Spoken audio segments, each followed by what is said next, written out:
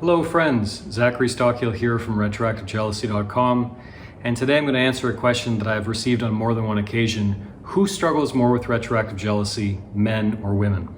Before I get into it, a quick reminder that my brand new guided meditation series, Overcoming Retroactive Jealousy, the Guided Meditations, is available right now. You can find all the information about that at the link in the description of this video. Before I answer this question, I want to be absolutely clear that I haven't done a formal research study on this question.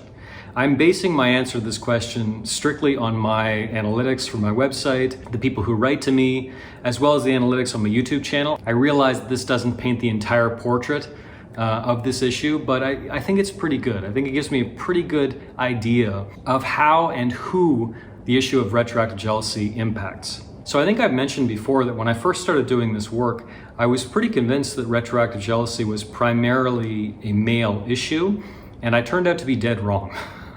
And that became evident very quickly. The more I started interacting with people, the more emails I received, and the more I actually started digging into the Google Analytics on my website. Who is actually visiting me? Who is actually interacting with my work? This issue impacts women plenty, more than you might imagine. Now, the way it impacts women is very interesting, and I'll talk about that in a minute.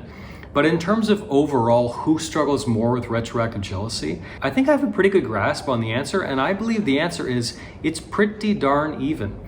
It might not be 50-50. So if I were to guess, I would say it's roughly 55 to 60% male and perhaps 45 to 40% female. This is a guess, but it's a pretty educated guess. This is my best estimate. Obviously on YouTube, there's more men on YouTube, so more guys watch this, which might just be a result of the demographics of YouTube rather than the demographics of retroactive jealousy, but I digress. It's pretty darn even, really, when you look at who struggles with this issue.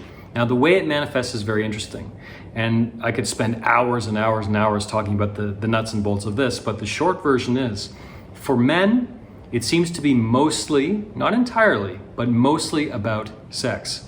For women, it seems to be mostly about love. I'm generalizing here, of course. There's a wide, range of variations and different stories and the way people interpret certain things, and there are plenty of women who are freaked out by their boyfriend's past sex life, and there are plenty of men who really can't handle the fact that their girlfriend once loved another man rather than the sex. Of course, I'm generalizing, but it's pretty consistent in my experience that men are mostly writing to me about sex, women are mostly writing about love. Why is that? Great question, and this is what you could spend really hours going into.